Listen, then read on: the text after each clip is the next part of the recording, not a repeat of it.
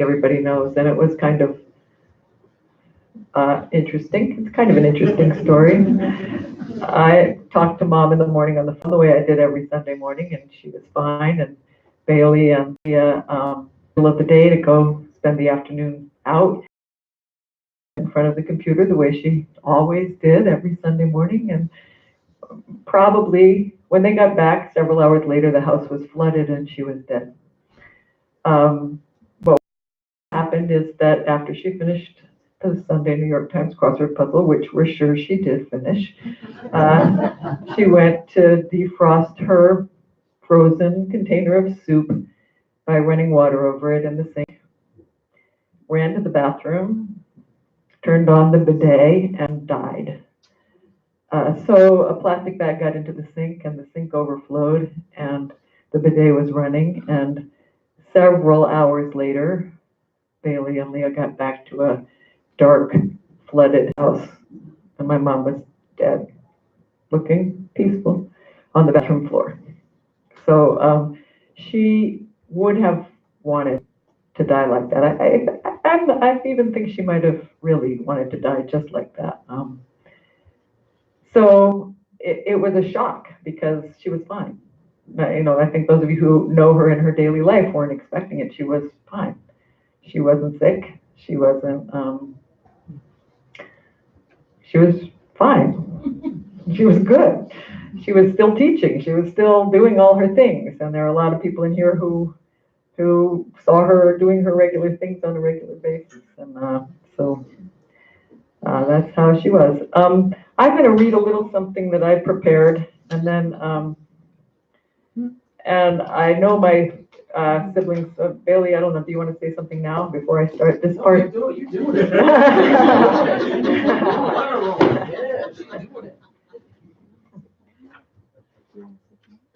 Actually, I will say a few things. First of all, thank you to the Glen Ridge community. I am speechless. So Joan, who is over here on the left, I'll share this little thing that happened to me. So yesterday, Joan, actually all week, she's been kind of bugging me. And just bugging me. And she said, Bailey, I need to see you. I need to see you. Okay. So yesterday, as a matter of fact, she said, when are you going to be at the house? And I said, I'll be there by 7:45. She said, I'll be there. And she was there at 7:44 in counting. And I pulled up, and she handed me a card and a wallet. And I said, what the hell am I going to do with a wallet? I don't look like the girl that's going to carry a wallet, but it's sweet. It's beautiful. It's a beautiful purple color. It was beautiful, stunning, all that stuff. So I put it in the car. She said, you shouldn't do that.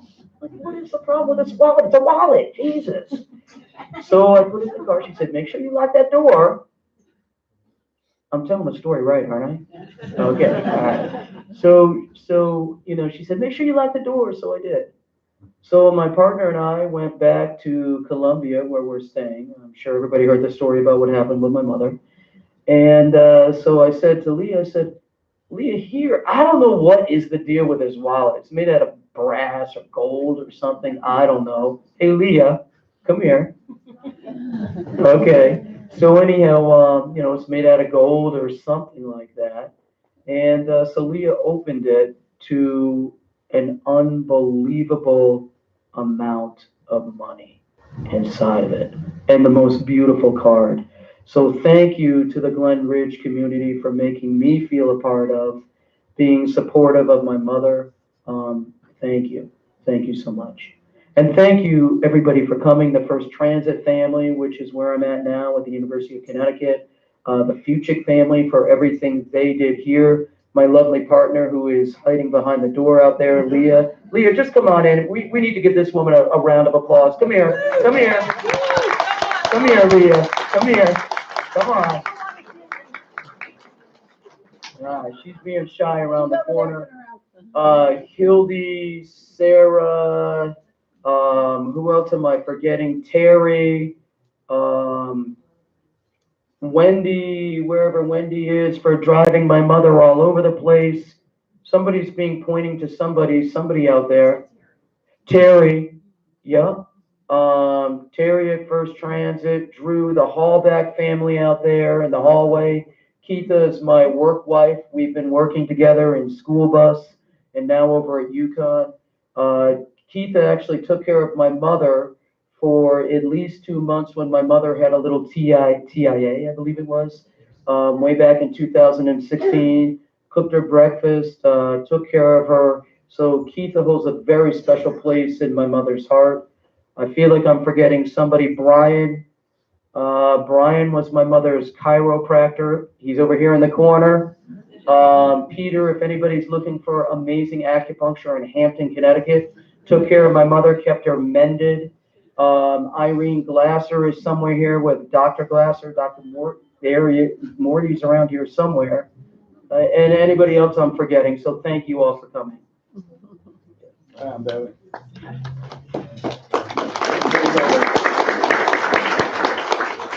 Everybody else too, of course.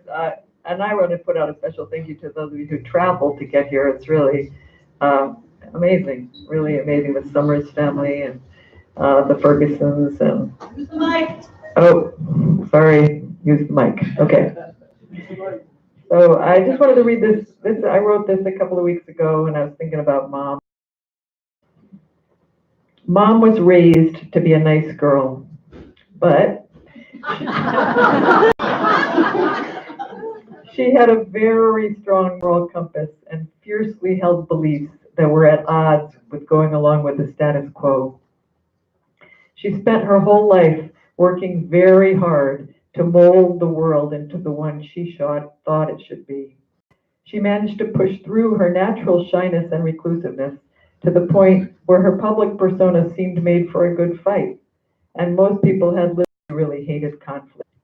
It was the same dogged determination and mighty willpower that made her stand up to authority that also got her to do her exercise regimen faithfully every day, wanted to, and made her give up driving, even though asked for her. Her English had her continually seek such challenges as teaching herself Arabic, and also got her to overcome her reluctance to draw negative attention to herself. She made herself do what she believed was the right thing to do.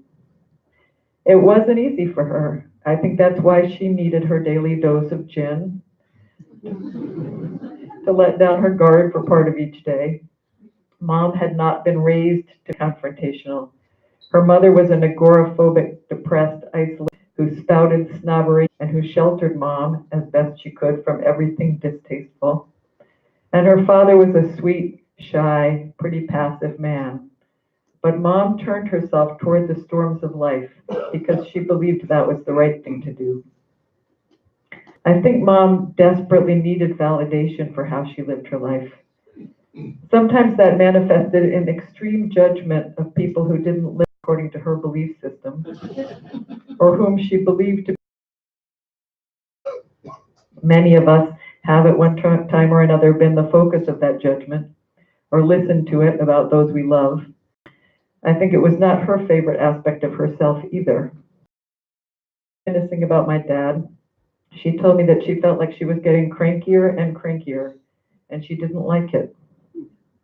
So part of me thinks that she, once again, probably not consciously, decided she'd better exit before she turned into someone she didn't want to be. Totally in character, even to the point of the little jab. She didn't want it to be too easy for us, of flooding the place on her way out. She looked peaceful in death. She knew, I believe, that she had once again faced the storm and done. And this is, my brother Todd wrote this. He asked me to read it for him. So, here you go, bro. Mom and my celebratory memories. As I'm sure she touched yours and many others that may not be here today, it was 1971 that I was adopted into the Blanchard family, a transition that was quite difficult for all parties involved. However, I was accepted and loved by both Mom and Dad and my new brothers and sisters. Amen. As a parent of a now 29-year-old son, I know now the extreme degree of difficulty in raising children. I can truthfully say I was by far not the easiest child to raise. No project too big for mom, and yes, I was a project looking back. I was rebellious, needed help in school, and sometimes dishonest, amongst other things.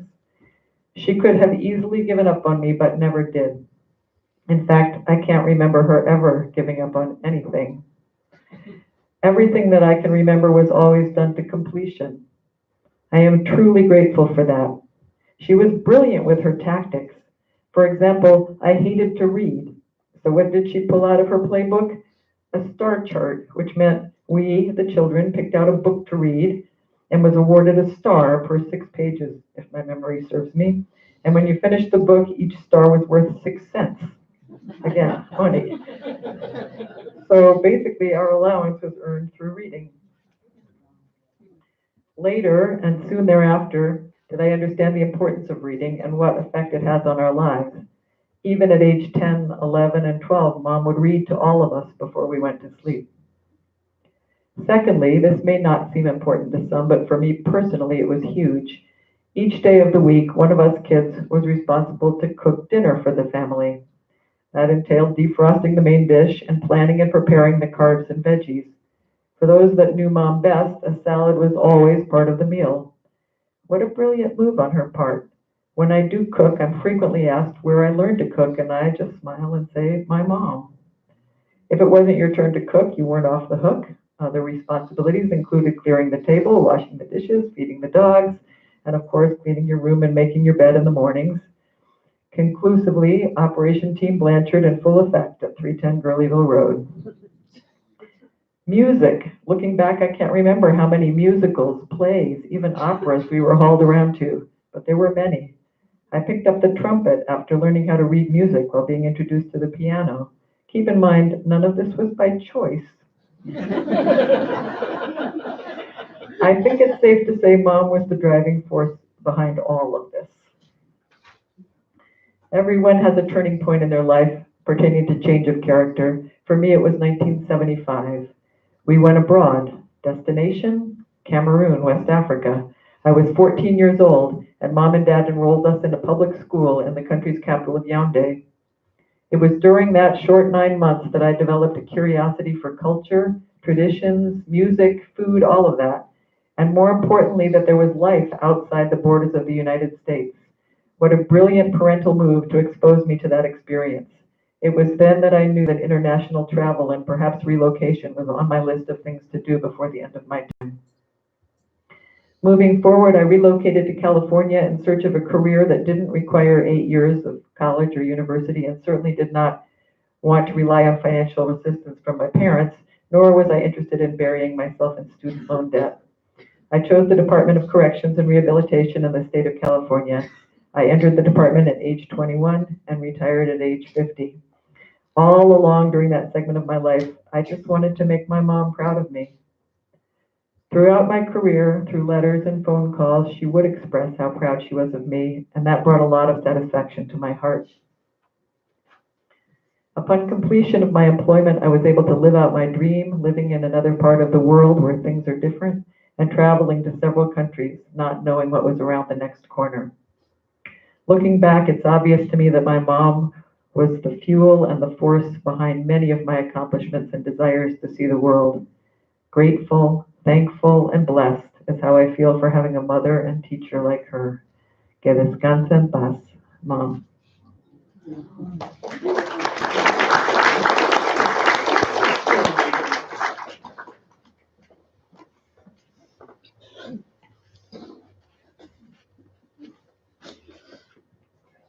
Everybody?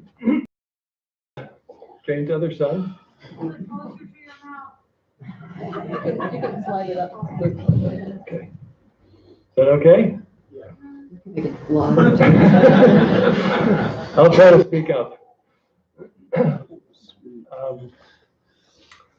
want to talk to you today about gifts that my mother gave me.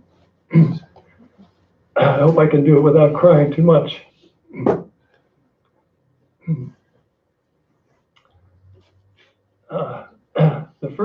The first gift that I want to talk about is genetic. you might not think to look at me that, that I actually inherited anything from Mom.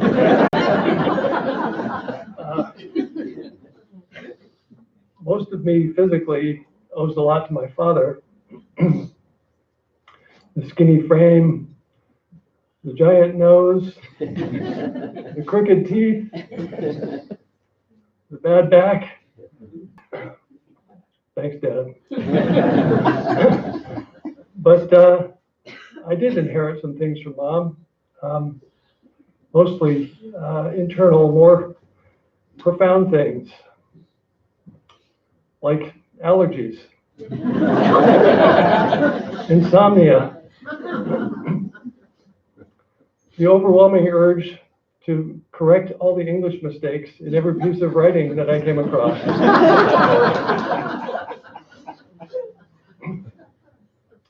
And puzzles.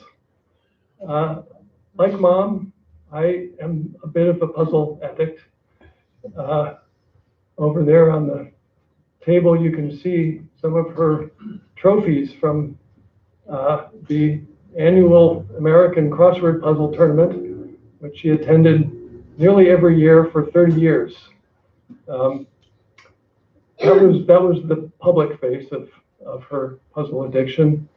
But as Clemency alluded to, she spent a lot of time solving puzzles, just privately. And I might have that problem as well. But like Mom, I also have a public face for that side of me. And in my case, it is my career. I make my living off of Mom's puzzle genes. I write software for a living, and really, it's just solving puzzles. The other gifts from Mom that I want to talk about are things I learned from my mother. Some of these are lessons that she deliberately taught me as part of trying to civilize me. And some of them are just by example, things I learned. The first one was a lesson she tried to teach me about shyness and dumplings. When as Clemency suggested, Mom was a shy and reserved person as a child. Somehow she found herself eating dinner with the family of a little friend, and they were serving her dumplings, among other things she had never heard of, and she wasn't really sure about the dumplings. It didn't sound good, but she was a dutiful girl. She was a good girl. And she resolved to try one. And she bit into one of these dumplings, and it was fantastic. It was the best food she'd ever eaten in her life. It was amazing. And she had 2 more dumplings left.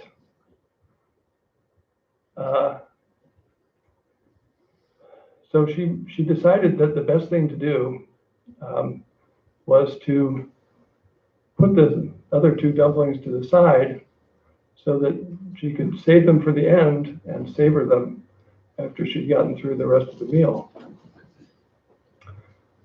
But being the reserved person that she was, she didn't actually express any of this delight that she had been feeling about the dumpling.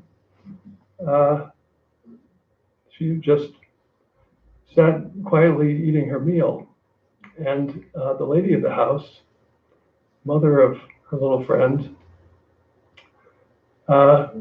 saw this little girl sitting at the table, clearly trying something she was unsure of, and then pushing the rest of it off to the edge of her plate. And she said, I see you don't like the dumplings. I'll take them from you.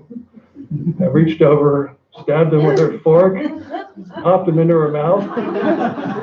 They were gone. My mother was mortified. Not only had she been completely misunderstood, she lost the dumplings.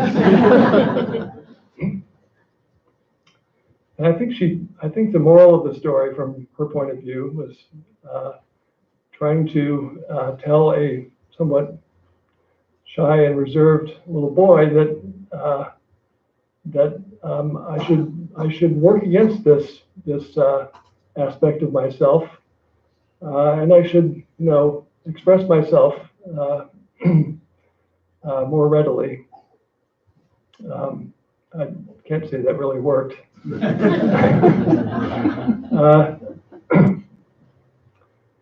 But I think there's another moral to be learned from this story as well. Thinking about the lady of the house taking those dumplings off of my mother's plate, it was clear to this woman that this little girl did not like the dumplings. She was clearly wrong. She wasn't a little bit wrong. She was exactly wrong. She was 180 degrees out of phase with reality. And I think it is worth reflecting how often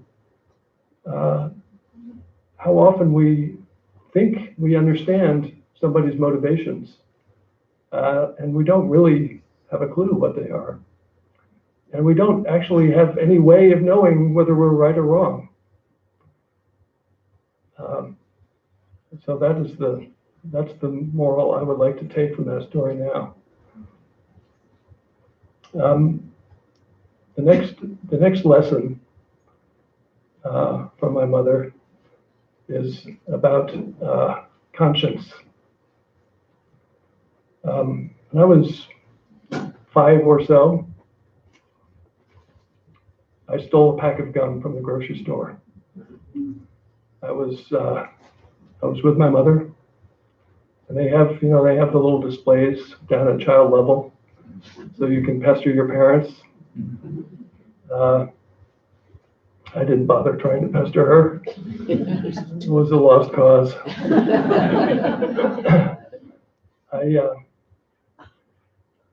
I sneakily grabbed one of those packs of gum, slid it into my pocket furtively, and I kept my cool all the way home. When we got home, I got a little nervous. I don't know what I was nervous about exactly. Oh, maybe a pending pat down. I don't know. But I decided that I need to hide this pack of gum. And being 5, it occurred to me that a good place to hide a pack of gum would be on the kitchen floor. Because you have cupboards that come down to a couple inches before the ground, and then there's a little lip. I thought that I reasoned that if I put the gum underneath that little lip, that an adult-sized person looking down would not be able to see the gum.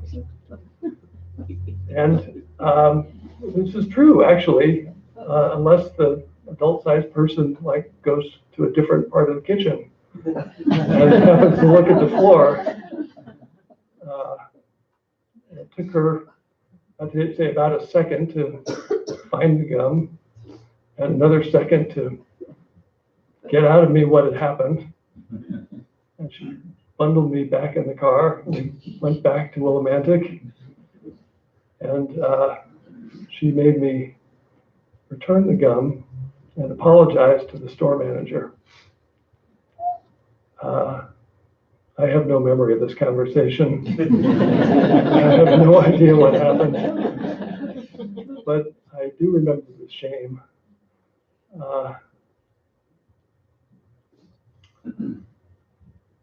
It wasn't this particular occasion, but on other occasions, my mother said something that sticks with me. When somebody would express confidence that whatever transgression they were imagining doing would be fine because no one will know, Mom would say, someone will know, you will know.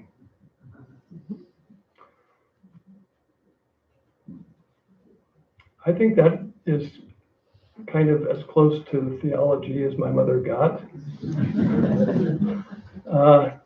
She was not a sort of overtly religious person, though she did take us to church pretty much every week.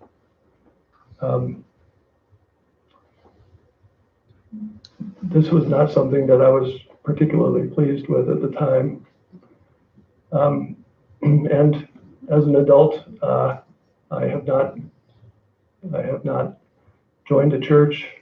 I'm not religious, but I am grateful to have had that experience of going to church and watching adults try to come to terms with their own flaws and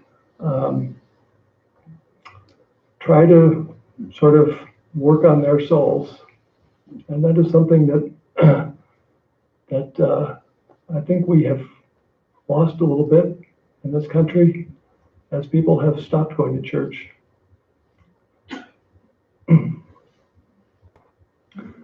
And the last idea of my mother that I want to talk about is about a little bit about genes earlier. And genes are amazing and undeniable and a little bit creepy.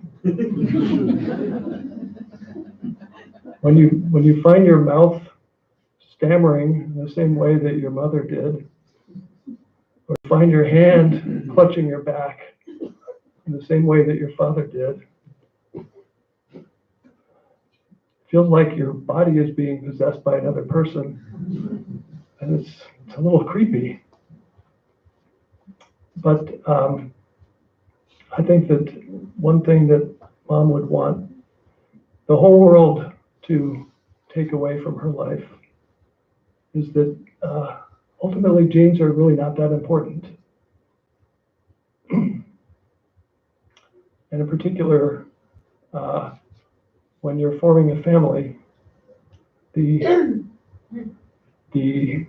amount of genetic material that you share with somebody is really not it doesn't tell you anything about how close you're going to be to that person.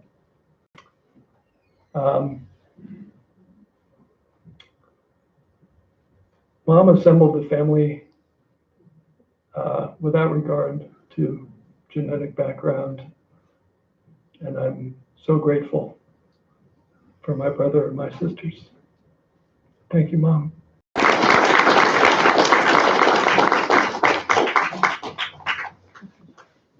To reintroduce Rosie, her little granddaughter, Rosie. Her little granddaughter Why is here. you get up Go and ahead, do go that. No, ahead. you go And ahead. then also thank you to MJ. I don't know if she's awake. Is she awake yet?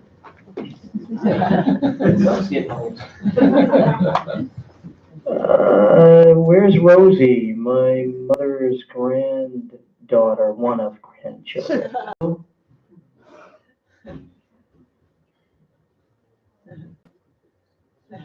Is there a baby back there sleeping? Come on, Rosie. She's sleeping. So this was one of my mother's most fond loves, in addition to her other granddaughter over here, Carolina. Yeah. And so this is little Miss Rosie, who my mother has the most stunning pictures with her. And that's my mother's pride and joy right there. She'll wake up in a little while, I think, and her father, Chauncey. Yeah. Also another thank you to M&J Bus, who donated the bus to us for this event. So thank you, and thank you to Jeff, the driver, who signed up to support me and the family and all of you. And I think at this point in time, if anybody wants to come up and say some words, now's the time. Don't all come at once. So come on up. And also, when we're done, there's plenty of food, drinks, and all kinds of good stuff. We So really come on would up. love it if people would share memories of. Peter Isaacson in the house.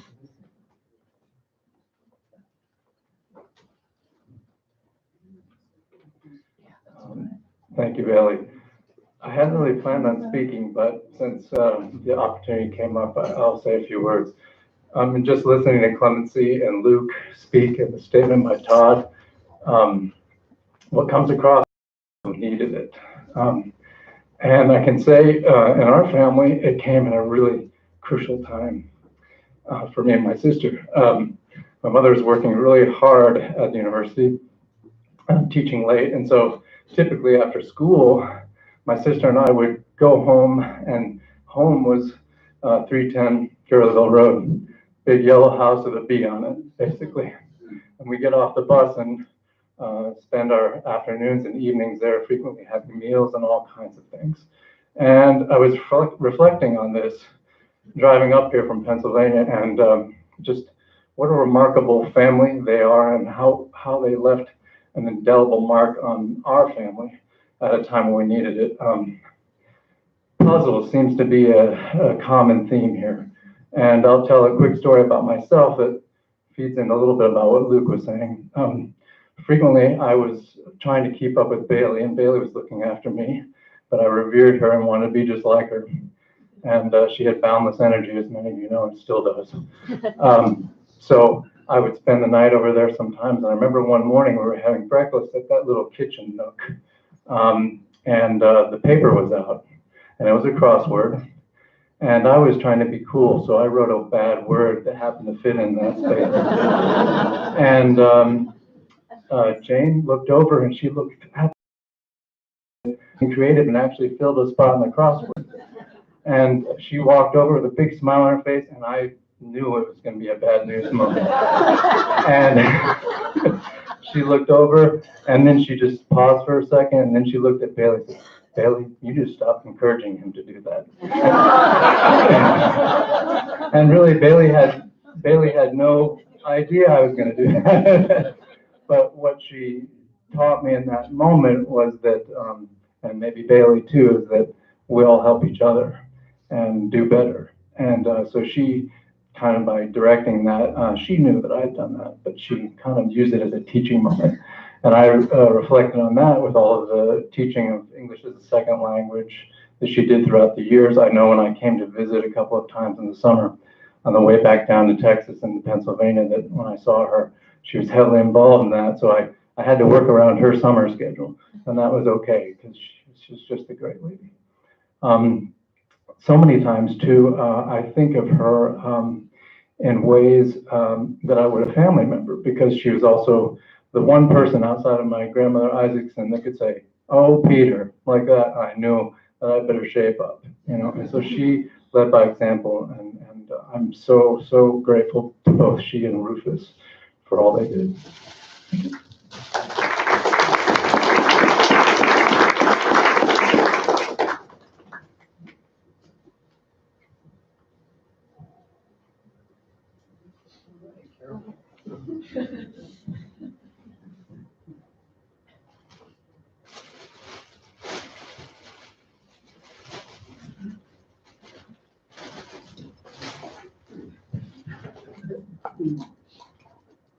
I've been a friend of Jane's since Might be in front of you, Carol. about 65 years. Need the mic.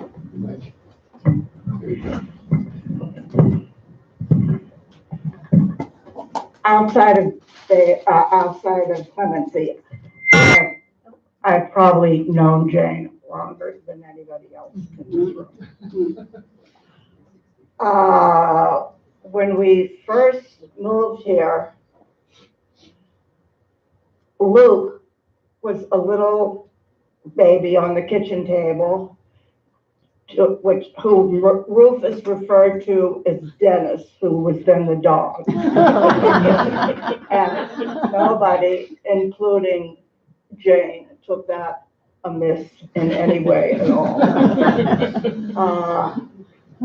Of all the people I've known in my long life, which is Jane's, I don't know anyone who's had on other lived, how they thought, how they responded to many different kinds of things than Jane did. Jane was, well, I want to first say that I first met Clemency when her grandmother, Jane's mother, was visiting when they lived in Mansfield Center and was teaching Clemency how to walk. And she would hold Clemency by the hand. And if Clemency forgot to take a little step, she would just drag her along. And it worked out fine. And Jane just went in the kitchen and didn't look at this at all. And I had never met Jane. This was the first time I met Jane. And I found this really astonishing, that she said nothing to her mother. And I thought, well, I could take a lesson or two. I would probably have kicked my mother, maybe. At any rate, Jane, I don't think there's anybody in this room who would not be surprised or astonished at some of the things that Jane has encountered, endured, and survived. She knew where she learned it. She was an only child, for which I think she had some small regret. But the fact that she had 4 children of her own, and although you might not say she was the most giving person on earth, she knew how to cope with practically anything. You could put her in the middle of a desert and she would find a way for everybody to drink. And I think that sort of sums up my overall impression of Jane. We corresponded for years when I moved to Boston, and I think a lot of people will have a big hole in their lives without Jane. She truly is an extraordinary that will be very, very hard to forget. And all of her children I have known over the years.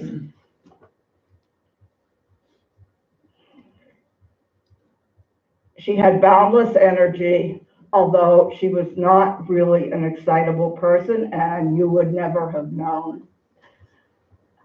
I think she and Rufus together are a kind of example of what we all wish the world was filled with. This is also, I suppose, about my feelings for Rufus, whom I also dearly loved. So I just want to say sort of how sad I feel saying goodbye to her, but how enriched my life has been because of her.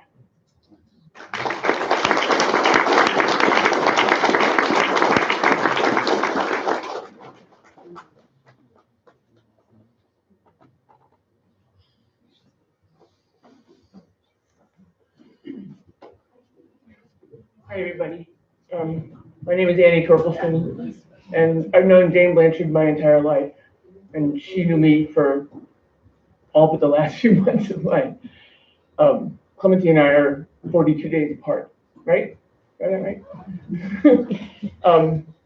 So I consider Clem to be my oldest friend because I can't think of anybody I would have I met sooner than that.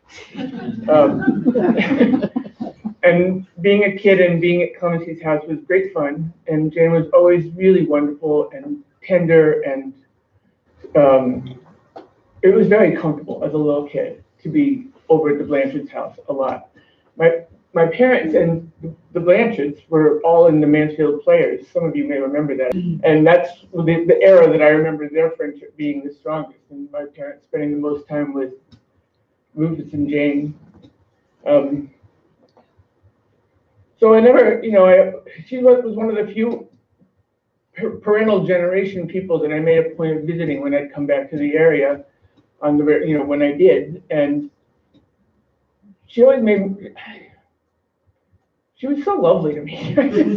She was just, she always said really, really, really lovely things to me about who I was and how I was in the world. And I thought she was really giving and really generous with spirit and time and energy, and the lessons the Blanchards taught this entire community in terms of adopting the Black children and integrating the family and making it a whole, and participating in so many political activities, and the arts and all the rest of it. I miss her quite a bit.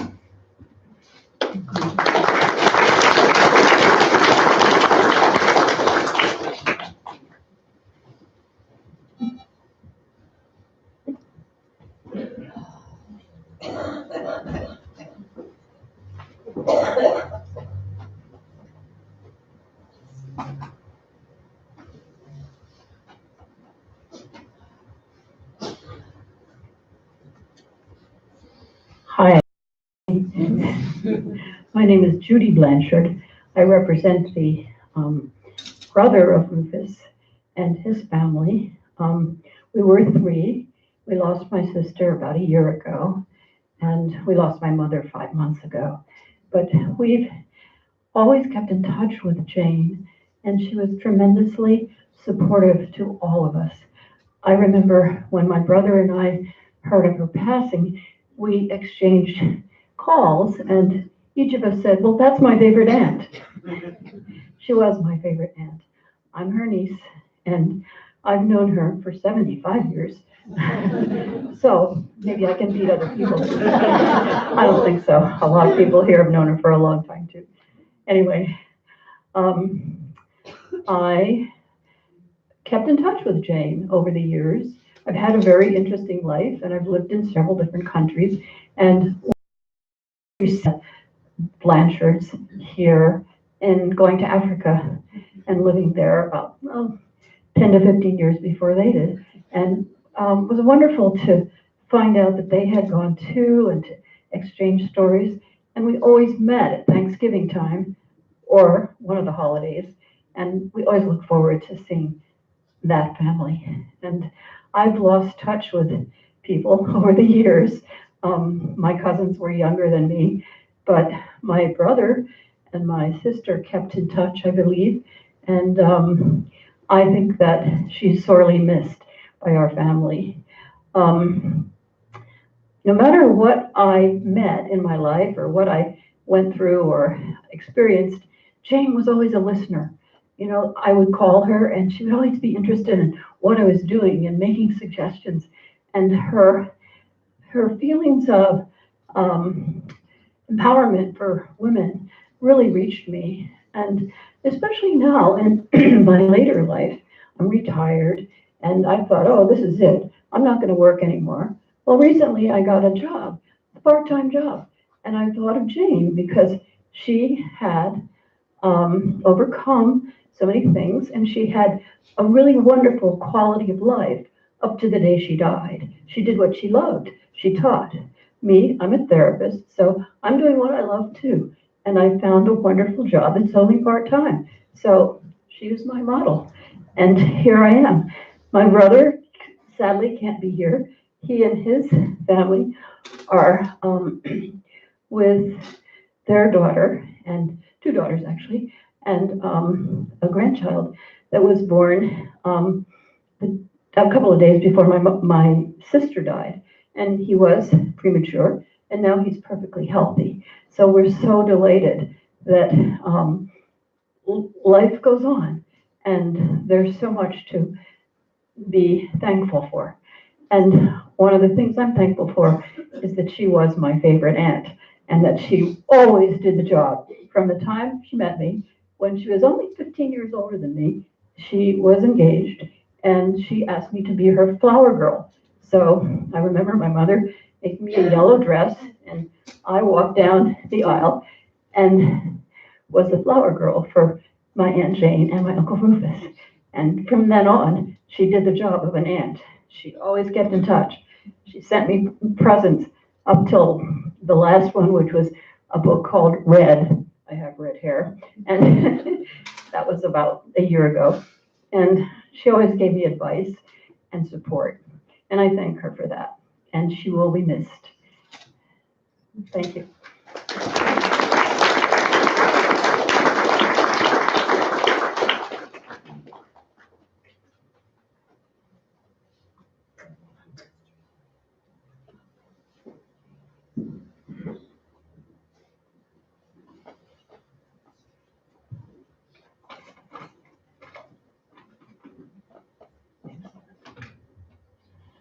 Hi, my name is Jeannie Guterch.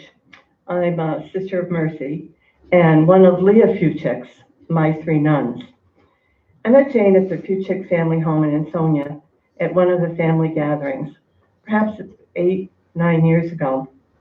Bailey would bring her mom off and on, and we trekked off to Mansfield Center and Gino Land, as well as fun picnics on Father's Day at Gillette Castle. She was always ready for an adventure. When I absorbed Jane's obituary, I realized how much I did not know. Whether Jane had a relationship with you or not, I hope she reveals herself to you in a fresh and tangible way with the strength, courage, and boldness that she lived her life with and that we have heard today. I would share with you a contemporary version of Proverbs on a valiant woman. Valiant is such a noble word, implying possessing or acting with bravery or boldness. Courageous and marked by carrying out with both courage and determination. She is a valiant woman, her roots firmly planted. The kingdom is within her, her heart treasure filled. She is a joyful woman, for whom laughter is no stranger, a song to sing, a smile to give, and hand clasp or embrace. She is a strong woman, whose heart and arms withstand the pressures and worries each day unfolds. She is a patient woman, waiting through storm and night for new life, new growth, rich harvest.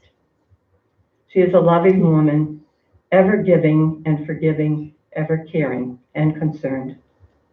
She is a sharing woman with arms outstretched, giving her gifts and treasure to those both near and far.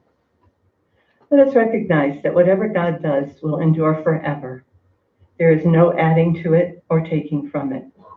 It is the time for life, for love, for thanks, and for peace.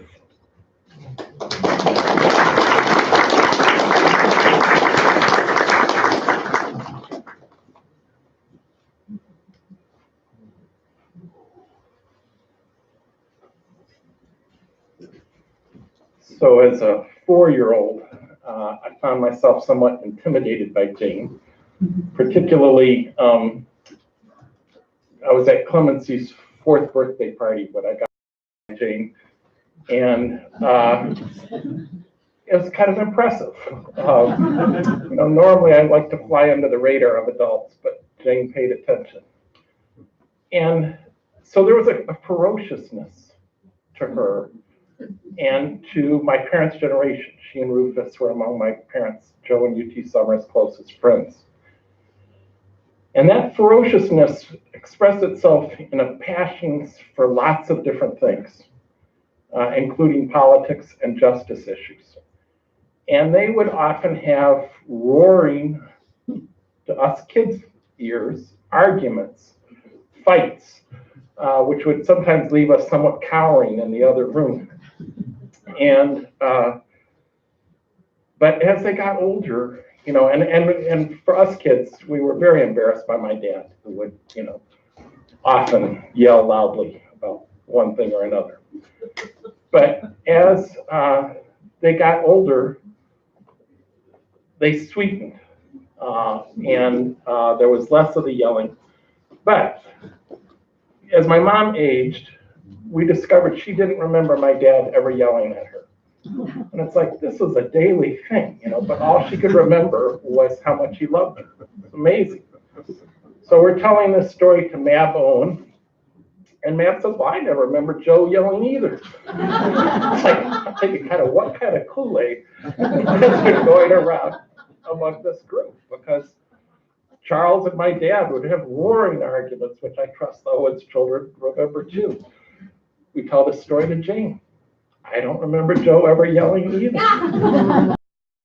So what it to me is that this kind of deep love and honoring that they had for each other, this ferocious friendships that they had, you know, meant that that yelling just didn't count for anything. You know, and it'd been nicer to clue us kids in a little earlier on this, but I still really appreciate it. Thank you.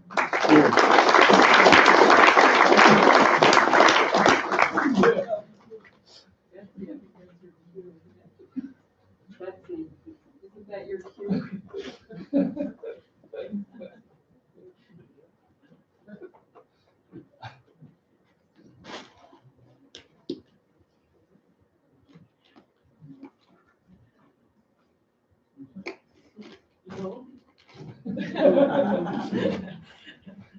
Trying to get some of the people with whom we remember our father fighting ferociously up here to tell that story too. I'm really hoping other people will share stories too. Don't be shy. We'd all like to hear stories about my mom. Thanks, Hildy. Oh, please. I'll take your seat while you're talking.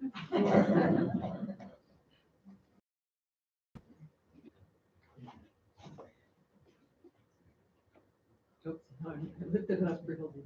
I have a lot of connections with Rufus and Jane. Rufus mostly through music because we played chamber music together and played in the Willimantic Orchestra and had other connections at their house with music. And with Jane, I would like to tell you about the girls. They're just a group of women who would get together at lunchtime and talk about anything that was on their minds for lunch, sometimes in Hartford, sometimes around here. And it was important to us, even though we didn't get together that frequently, but to just sit down and talk about the things that bothered us or we were thinking about at that time was really important. I would have to put Jane in the center of that as time went on.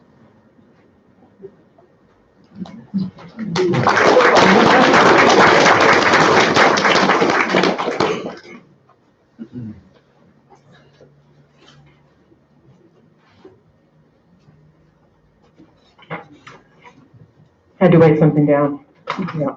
My name is Hildy Kraus. I'm here with my mother, Julie Wright, and my sister, Sarah, and her wife, Terry. Our family moved up to Storrs from Washington, D.C. in 1967, and we didn't know anybody here. First, we rented this little place right in the middle of Gurleyville, and we were across the road from a big, handsome yellow house with a V on it, where the Blanchards lived. And it turned out, actually, that we were linked to the Blanchards. My mother's mother and Rufus's mother, Julia, were best friends. And my mother is named after her, Julia Blanchard. So right away, there was a family connection. We children became friends with the Blanchard kids and babysat occasionally. One time Bailey broke her toe while I was babysitting, and they were very nice about it. You know, there was too much wild fun being had there. Parents socialized. My grandmother visited the Blanchards when she came to Storrs. So like a lot of people in this room, the Blanchards are family to us. Yeah, Jane had a very elastic idea about what family was. So when we bought a house a year later, we moved just down the road, still in Gurleyville. And in 1972, the second floor of the house burned down. A shocking event, and I'm not going to go into why it did. Just something happened there. And I just remember, this is, for some reason, this is very clear to me. Jane had us all over to lunch that day, traumatized as we were, and she hugged each of us as we came through the door. And that probably just sounds like a real neighborly, common thing, but I never forgot her kindness, and her welcome, that she thought of something so practical, we're going to need to eat, and then really seemed so grateful and relieved that we survived. Years passed, children grew up, some moved away. Jane was very busy. I, like other people, maybe I didn't know all the stuff that she did that was in her obituary. Amazing. So many jobs and volunteer positions and travels, always learning something, a new language, a skill, how to excel at crosswords, a different culture, a way to contribute to wherever she found herself. I think she was kind of driven by curiosity, convictions, and a hell of a lot of energy. She didn't just hold opinions, although she had many of them. She tried to do something about them. She wrote letters to the editor. She expressed herself through her T-shirts. She helped people who had fewer advantages than she did. She donated money and time, and she gave of herself. We need people like Jane more than ever now, at this time in our republic. She spoke up when she saw something wrong. Another notable characteristic of Jane's was that she was forward-thinking, and someone else alluded to this. She was kind of practical. She wasn't interested in denying unpleasant reality. She got a hearing aid earlier than most people would have. She stopped driving after one accident, where the other people might have gone on careening around the roads. She accepted that was something that she needed to do. She engineered the move to Glen Ridge over Rufus's objections, because she knew it was time to give up the big yellow house. He came around. Jane had her foibles, don't we all? I read obituaries religiously because I'm also driven by curiosity, like Jane. And you might think that only perfect people die when you read those. Jane could be acerbic, maybe sarcastic even at times, and her opinions were strongly held. She had a big brain, a big heart, and a big mouth. I don't think she would mind my saying that. If you weigh up the good she did against her human frailties, I'd say the balance is way over to the good. A couple of years ago, I wrote her a letter expressing my admiration and appreciation, as well as my affection, because I didn't want to wait till she was gone. And she very modestly said, this is all flattery, but I meant every word. We are all worse off without Jane. Thank you.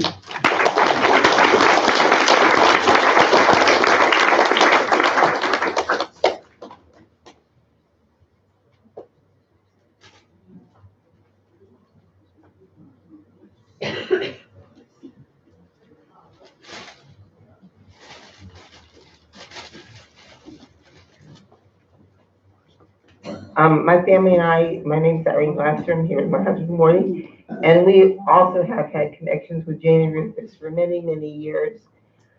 And I'd also like to thank Sue Cutler for organizing the girls, because this has meant that in the recent years I've gotten together with Jane and Sue and Estrita. So I've been in very recent touch with Jane. I would like to tell you my favorite Jane story. I hope it's okay. So in the many jobs that Jane has had over the years, for a while she was, I believe, a receptionist at a methadone maintenance clinic in Willimantic. And this was in the early days of methadone maintenance. And she had a lot of critique about the organization. So she told me that she was going to write under a pseudonym, kind of an expose, a muckraking expose. So because we all know Jane's love of language, I was sure it was going to be a very good expose. So I didn't know when it was going to come out, but I picked up, I believe it was the Hartford Current magazine one day, and the lead story, I opened it up, and it said it was something about a clinic under a name I didn't recognize. And the first sentence was, when I have been an office factotum in my life, and I really laughed and I said, Jane. How many people know the word factotum or ever listen to use it? So it was very, thank you, Jane, for all your friendship, and our family sends their love, and we all love the Blanchards.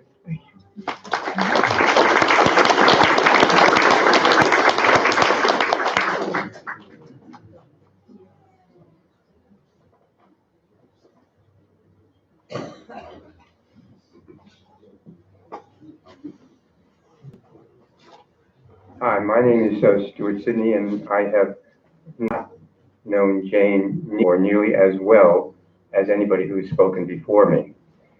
I have my own story to tell, but then my wife Joan, if we can arrange to get her wheelchair around here, has the real story.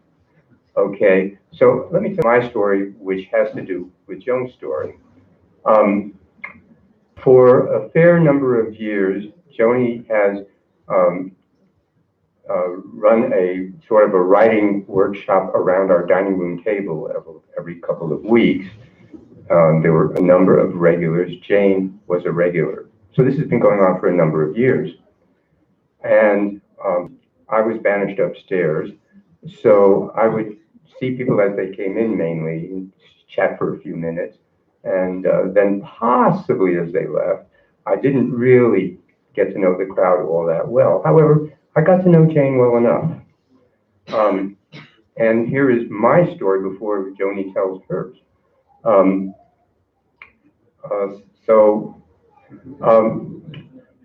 I recognized, it was not hard to recognize that first of all, she was brilliant. And second of all, that she could be critical. So a little less than 6 years ago, I knew I was coming up, I was going to have my left hip replaced. And there were a number of orthopedic surgeons in the region, some of whom were very well known and blah, blah, blah. But when Jane realized that she had had a number of her joints replaced, and she gave an absolutely rave review of her orthopedic surgeon, who was someone that almost no one else in this room even knows exists. Offices and stuff. Anyway, I said to myself, I cannot ignore a rave review from Jane Blanchard. So, 5.5 years ago, he replaced my left hip and did a very fine job, and everything's real great. Fast forward, 6 months ago, I had him do my left knee. He replaced that as well. And everything was just absolutely wonderful. And I owe that debt I have no idea how she came upon him, but she made what was for me a very good call, and I will always appreciate that and remember her for it. Thanks, and now here comes Joni, I hope, if we can get her around. And probably I'm going to want to lower this.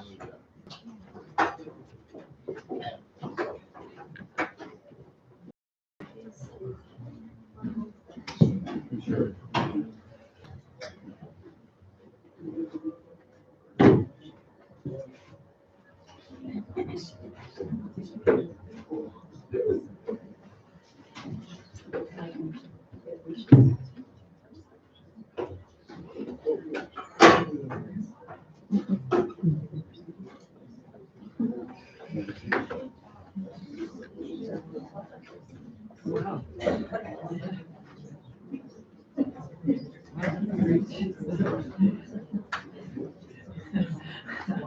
I'm a troublemaker.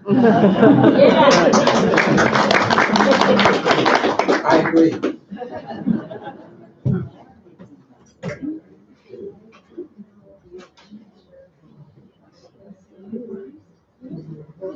It slides out for Is you. this gonna Pull it work? over. You can turn it louder. Pull it out. It pulls out. Out of here. Just pull on the head. Mike, pull on the head. don't think it goes into it. No? It helps to have it on.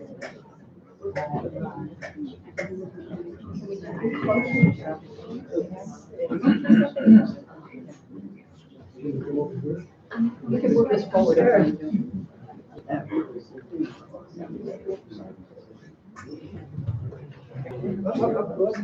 Do you want me to lower? Speak loudly. Is this okay? Yeah. Thanks. As Stu said, well, I'm Joan Sidney, and I have had the pleasure for many, many years to know Jane. I think we probably met at some Curbstone Press activity in Willimantic. Jane did a lot of volunteer work, editing manuscripts, helping with Sandy Taylor and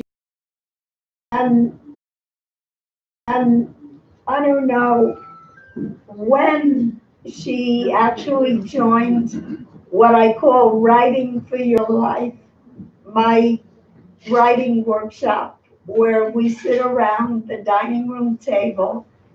I give prompts, a sheet of prompts, and I tell people, you know, if you came here with topics, you know, you don't have to respond to my prompts.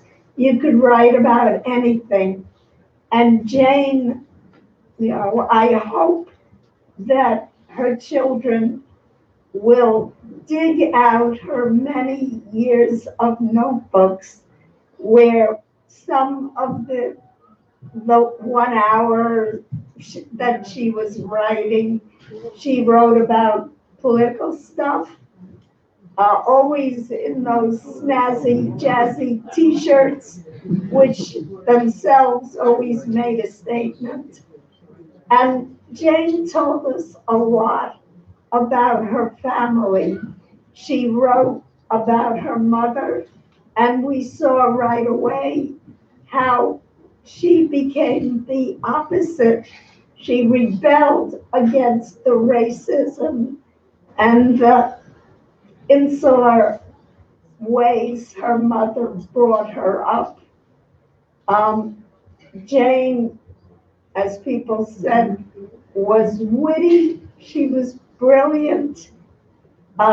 She would come the last few years, she told us, 9 o'clock in the morning, I always have usually a Chinese woman, sometimes a Korean. She would say, you know, these women need to come to my house because their husbands are visiting for the year on the faculty and they don't know English. So then she said, I don't charge a penny, but they bring me the most wonderful lunches. And she really was the star of our group.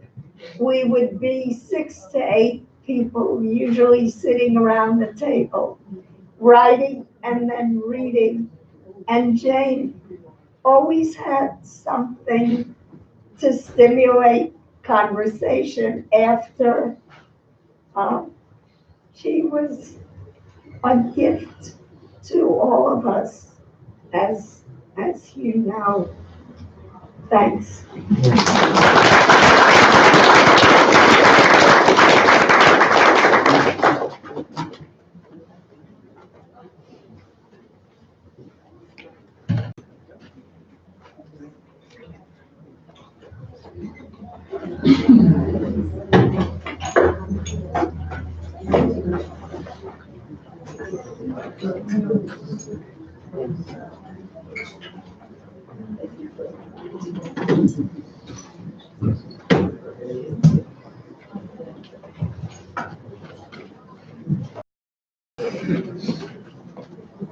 Oh, well, since I'm up here, I'm Robin. I'm Jane's daughter-in-law, Clem's wife.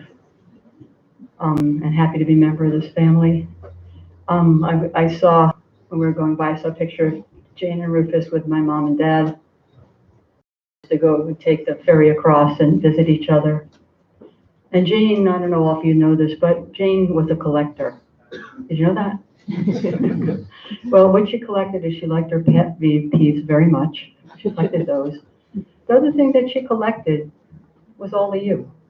I mean, she took people in, she was loving, she took time and energy and got to know people, and took my parents in and got to know them, and you know, that she had people of all different ages that she took intergenerationally, which is not what a lot of people can say unless it's family. And I'm just really grateful to have known her and to be part of the family. And I did want to tell a story that I'm kind of I'm a little shy, but I'm also very expressive, and I used to say to Jane all the time, "I love you," and she used to be really uncomfortable with it at first, but she learned to say it back, and so she grew and she changed, and eventually, I don't know, she would send presents. And one time I called her up, I said, "Jane, is it okay to send you an email to say thank you?" She said, "Oh, of course." So she you know, stayed up with the times and was way more advanced on the computer than I was, and changed and grew, and I'm just grateful to be part of this family and all of you.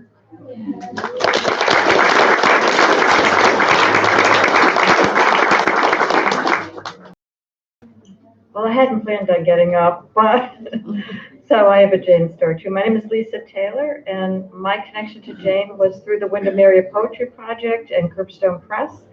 And probably the most influential, I can't talk today, thing was my first poetry manuscript I gave to Jane well before it was ready for public consumption. And I was a nervous wreck. And she said, "I'll look at it, you know, no problem." And she wrote me the nicest note that I still have, that I carry with me, that really encouraged me to go further. And now I have many books, and I think she was the one that really put me on that road. But I wanted to say, one of the things that I take away from my relationship with Jane was that she was not judgmental, that she had a giant heart, and, you know, yes, she'd tell it like it is, but she'd tell it, and there was no judgment in it. I mean, she loved people equally, depending on, it didn't matter their education, their background, anything. But she had no tolerance for, you know, racism, sexism, all the isms that we're now living with. And, you know, I'm just grateful for her presence in my life. And we did have some great meetings in the Windermere Poetry Project where we were judging poems, and we got silly, and she's just a lovely person to know, and she's missed.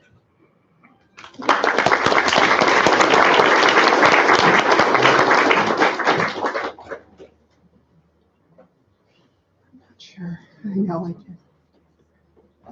Not yet, maybe.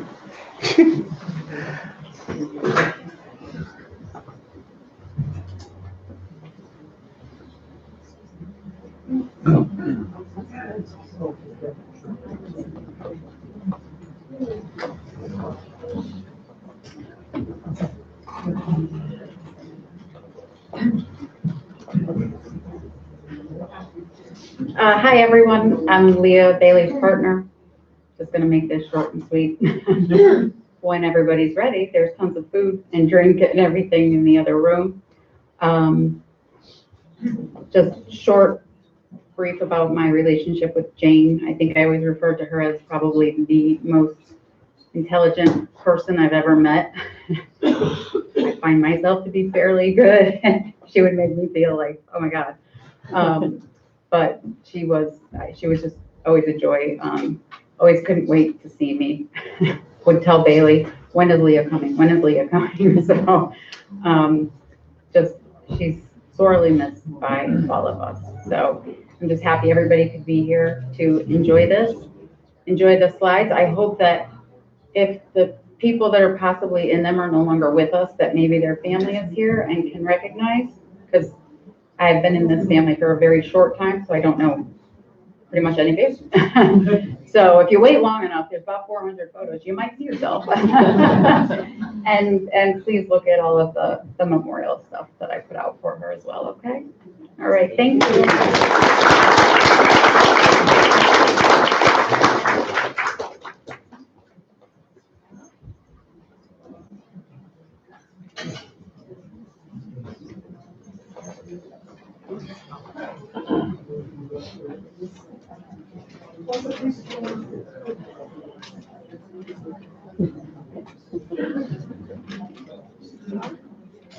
Hello, I'm here. My name is Željko Bogatic. I'm here with my family, Branka, Alex, and Milica. We have known Jane and Rufus since the 1980s when we had lived in stores. They were dear friends, a family, really. Someone you love and trust.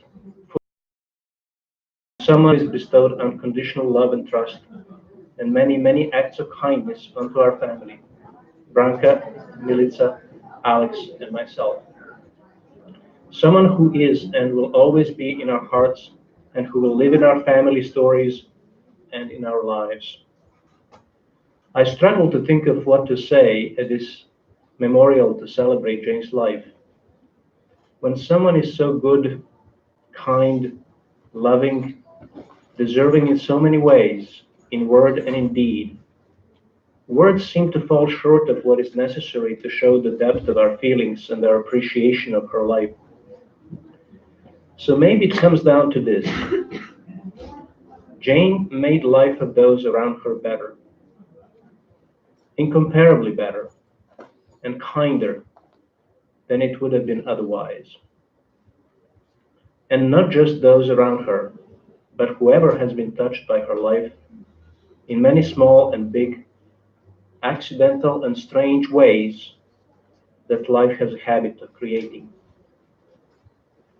A voracious reader, a teacher, a student of languages, a crossword puzzle champion, even in her advanced age, Jane knew well the meaning of words. And she could tell the truth from that which pretended to be truth, with precision of a sage. Her old-fashioned sense of right and wrong, her keen sense for and advocacy of social justice, especially, but not exclusively for African Americans, and her habit of speaking truth to power has been inspiring. It is indeed one thing to know the truth and right and wrong, and altogether another to call the untruths and wrongs for what they are. In fact, that is how humankind has always been making social progress. By identifying the injustices, calling them what they are, zeroing in on their root causes, and then contributing to change for the better. Jane's incomparable life was a wonderful contribution for a better and more just world. Our family is deeply grateful for having had the privilege to be her and Rufus's friends and be touched by her life in so many ways. Some of the photos that we've seen here really touch our hearts and our lives in so many ways, as it does for all of you here. The yellow house on Gurleville Road, Rufus's violin and music, our chats and teas and coffees on the back porch, and conversations about everything and anything, about inequality, about justice, about love, about family, about everything really. When we had our first child down in Washington, D.C., where we moved, she came down to help. That was Jane. Jane, we love you. We thank you for being who you are and for being there. And we love Rufus and miss him too. God bless. Memory eternal.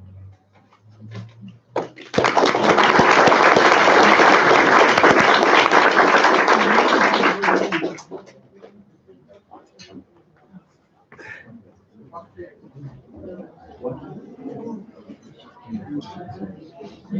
think I'll be okay.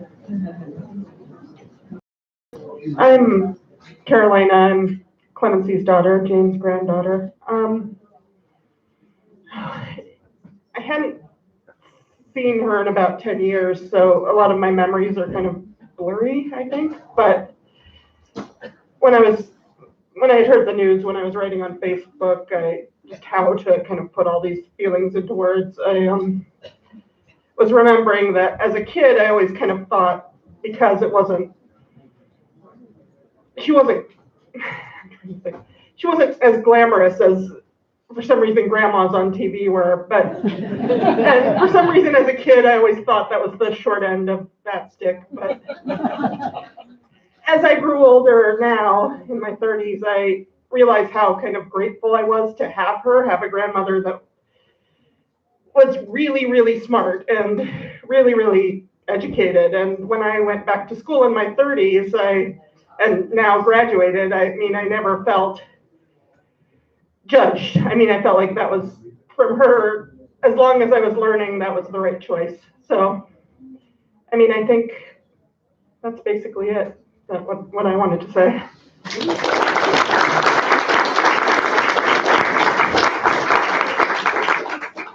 I just want to say that was the greatest written that Jane would have wanted. Hello everyone, my name is Shuo Yang. I come from China. I'm a GIS student. Last June, I first come here. I serve as a visiting student. But when I first come here, I really think there are so many difficult for me because my language. My friend introduced my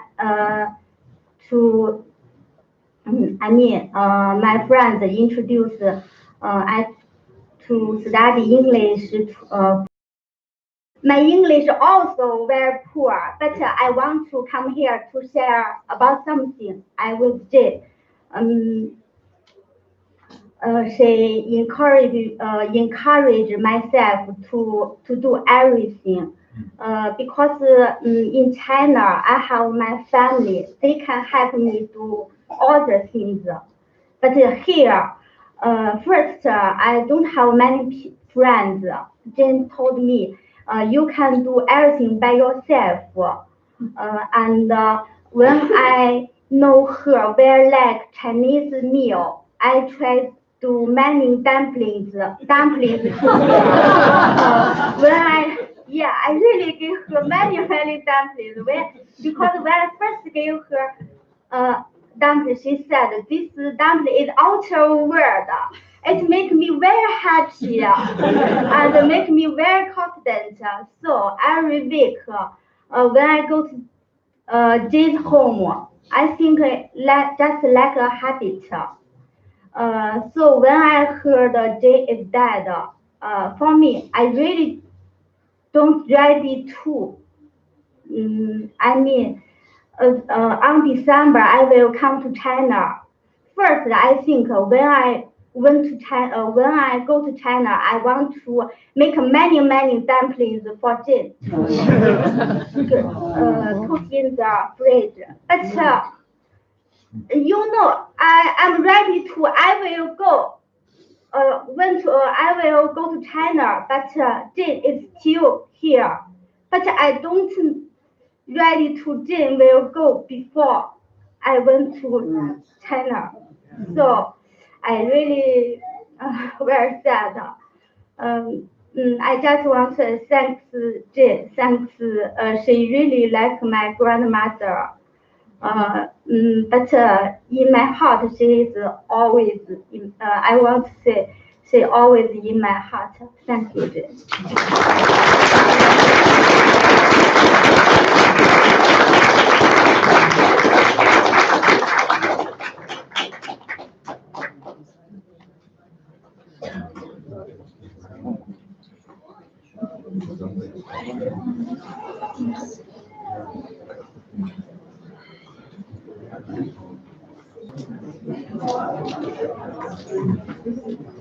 Is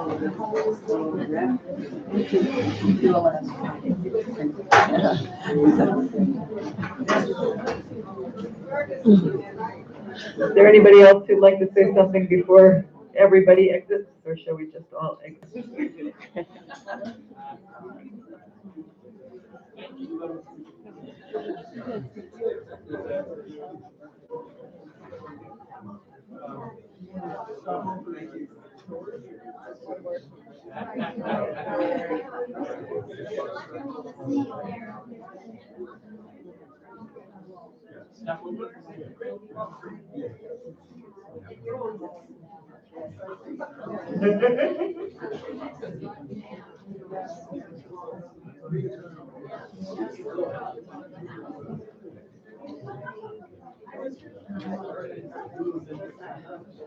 I'll be brief. My name is Branka Bogetic and I'm coaching. Use the microphone. Yeah, sure. I just wanted to share with you that Jane and I found a home stores, Connecticut. We live in DC. She lived in my old country, and that's how we actually met. We met here at UConn because she shared her experiences from serving on Fulbright with Rufus. I just wanted to tell you that in our friendship, we had so many visits to her Girlaville home and later to the new home, and she came with Rufus to our house many times. We talked about books, we talked about politics, we talked about the world as it was then. We bonded as mothers, we talked about our children. I told her about the milestones of my kids, their successes, and she told me about the successes of her children, and she always with pride and warmth about her kids. Lots of conversation between a list of books that both of us should read, and many times she would recommend a book and then she would make a comment, you should read this one. So there was no way out. I had to read it. Yeah. So in all of these conversations and books that we shared and the books that I read, which expanded my horizons tremendously, I was learning from Jane. I was really becoming a sort of a new person, a different person. I don't think my American life would be exactly the same if Rufus and Jane were not very close friends. My relatives live on a different continent in a faraway land, and those who are the closest to me, they know about Jane, and they refer to her as Baka Jane, and that's how my children used to call her, meaning grandma. We didn't have a grandma here, so she kindly offered to be a grandma for the time being. Rufus and Jane became parts of our family in some kind of spontaneous way, and our best friends, one of our best friends, so we cherish that deeply. She was always inspiration to me, to my family, and I'm sure that she has been inspiration to many others. She spoke about the world as one place, as a global community, and there was really no this person, that person in terms of, advantages or disadvantages. The people were just people for her.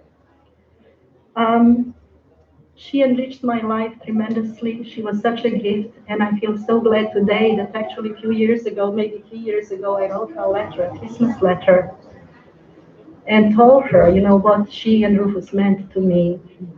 And the strangest thing happened at the end of August. I was on a long-haul flight to Germany, and I was mentally writing her a letter of this kind. When I arrived, she was gone, but she's still with me. Love, Jane.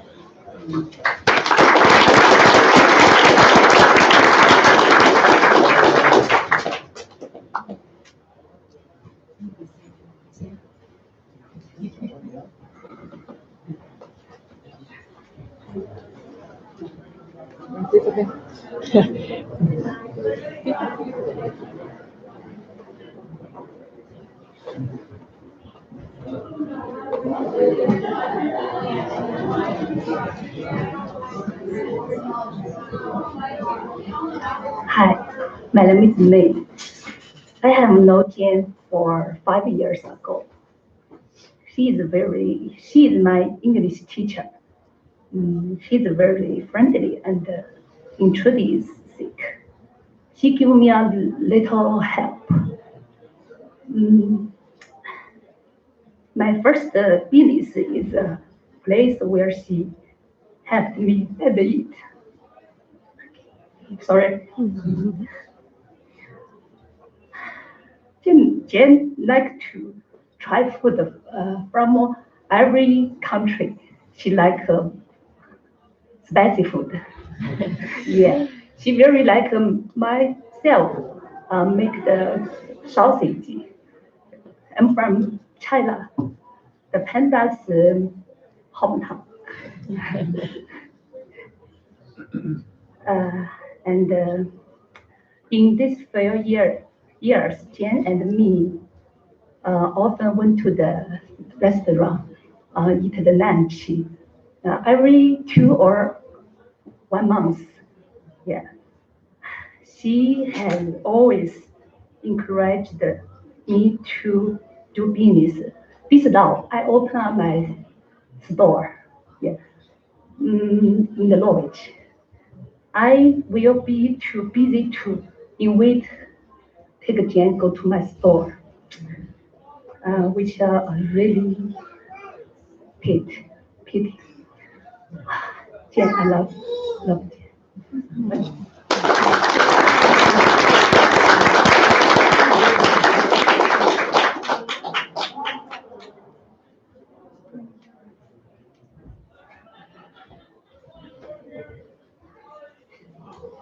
Hi, my name is Milica Bogatic. My dad and mom spoke a little earlier about Jane coming down to Virginia when I was an infant and helping out with me, and her impact on my life has been pretty profound and obvious in less obvious ways. And hearing about some of the writing groups in particular, it's very funny to me because I don't think that we overtly ever talked about poetry and literature in terms of like my writing now, and poetry is a huge part of my life. This issues that she kind of was so blunt with me as a child in ways that like really informed kind of how I move through the world now and the work that I do. And a couple just like totally disparate memories that I think my just impressions I wanted to briefly share with you was one, when I was 12 years old at Rufus's 80th birthday party, she very bluntly looked at me and said, "Do you want to bartend?" And so I was, if you were at the 80th birthday party getting gin and tonics from a child, that was me. I was serving gin and tonics all night, very confidently. When we'd have breakfast in the old yellow house in that elevated portion overlooking the window where all the birds came, there was this whole ritual around like what cereal we would pick and sit down and kind of talk about the birds that came to the feeder. And that was kind of more Rufus's jam, but her as well. And that kind of sense of wonder that's so infectious is something that I think is like really the reason that I've kind of carried some of that stuff, especially in like my creative practices and performance stuff, and also my political organizing work. And it has to do with just like everything was so factual for her. She's like, of course you look at this tufted titmouse here. This is very important right now, this morning. Or the copies of the hieroglyphs kind of on the yellow house on the hallway up the stairs, and her kind of, I remember expressing like concern about some mysterious figures, Osiris in particular, when I was a child, and she just takes it off the wall and she's like, "You should have this." She just like gives it to me. And just that sense of wonder in the house in particular, and that they cultivated in their relationship was so special to me. And also her frankness and candor when I think the last time that I visited the smaller house with Bailey and her partner, I remember like asking a little bit about her life and how she met Rufus, and she just like was very blunt about like the day that she met him and the trials and travails of the first couple of years in grad school. And I remember just like that kind of clarity around her life was something that was so inspiring to me, and is very impactful for me now. So yeah, I just remember the yellow house, bartending, the tufted titmouse. And I was telling Sylvia, I don't know if my folks heard this, but I was 12 or 13 years old, and they always encouraged me to like read whatever was on the table in the old yellow house that was not age appropriate as well. And I remember picking up a newspaper. I don't know if it would have been the Times or what, but there's something about, that's us. There's something about abortion access in the early 2000s, and I can't remember if it was a court case or something, but I was sounding out the word abortion. And I turned to Jane, I was like, what does this word mean? And then she just like goes right into it. She's like, right, reproductive rights. And I remember asking my dad about this subsequently. He's like, where did you hear that word? And it was all just very, very factual, like, talking to you like an adult with this kind of really unrelenting sense of wonder and excitement about the world, and that there was really no kind of having to hold back, like just for a child. The child should know everything, and that knowing is so important to me. And then the last two quick things I'll say is I work in public defense, and recently I wrote this like very long post about being so disgusted with the state of our society and everything, and being very sad. And I hit a particular like milestone years-wise, and all she said, like in response, she texted me and she said, "You need to take heart, you're doing the right thing." And just kind of not like a dramatic like thing, it was just very like, keep doing it, like that's it. And I love her so much, such an impact, so thanks.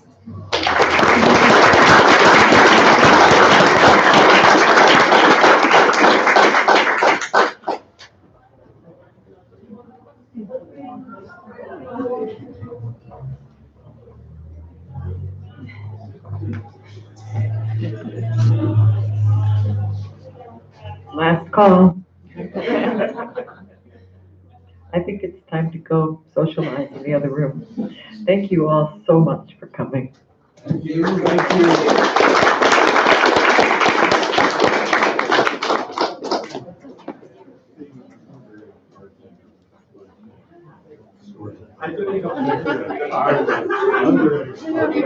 Close to mine.